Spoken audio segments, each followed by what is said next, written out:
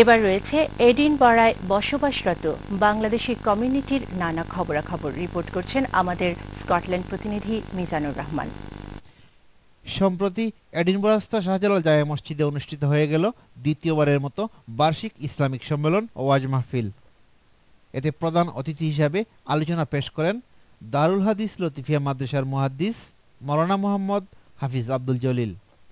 মাহফিলে বিশেষ অতিথি হিসাবে উপস্থিত ছিলেন ব্রিকলেন মসজিদের খতিব মাওলানা নজরুল ইসলাম এবং লিভারপুল মসজিদের খতিব মাওলানা নাজমুল হুসাইন। দিনের বেলায় অনুষ্ঠিত প্রথম পর্ব ছিল শুধুমাত্র মহিলাদের জন্য। মধ্যরাত থেকে পুরুষদের নিয়ে শুরু হয় দ্বিতীয় পর্ব। এতে উপস্থিত ছিলেন মসজিদ কমিটির ট্রাস্টিগণ। কমিউনিটির সর্বস্তরের মানুষ ওয়াজ মাহফিলে অংশগ্রহণ করেন। ফজরের নামাজ শেষে বিশ্ব মুসলিমের জন্য শান্তি কামনা করে দোয়ার মাধ্যমে মাহফিলের সমাপ্তি ঘটে।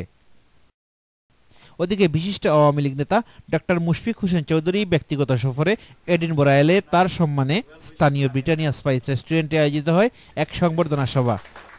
বাংলাদেশের পল্লী এলাকার স্বাস্থ্য ব্যবস্থার আধুনিকায়ন সম্পর্কে মন্তব্য করতে গিয়ে বাংলাদেশ মেডিকেল অ্যাসোসিয়েশন হবিগঞ্জ জেলা শাখার সভাপতি ডক্টর মুশফিক বলেন, বাংলাদেশের প্রতিটি উপজেলার স্বাস্থ্য কমপ্লেক্সে ইমেইল এবং ল্যাপটপ সাপ্লাই করা হয়েছে এবং ডেটাবেস তৈরি করা হয়েছে এবং আদার ইকুইপমেন্টস যেগুলো আছে মডার্ন ইকুইপমেন্টস প্রত্যেকটা উপজেলায় দেওয়ার চিন্তাভাবনা চলছে এবং এরই মধ্যে আমাদের হবিগঞ্জের 2-3টি উপজেলায় দেওয়া শুরু হয়েছে।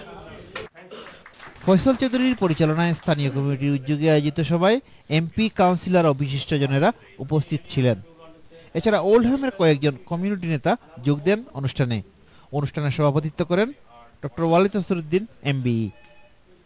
Mizanur Rahman, channel S news, Edinburgh.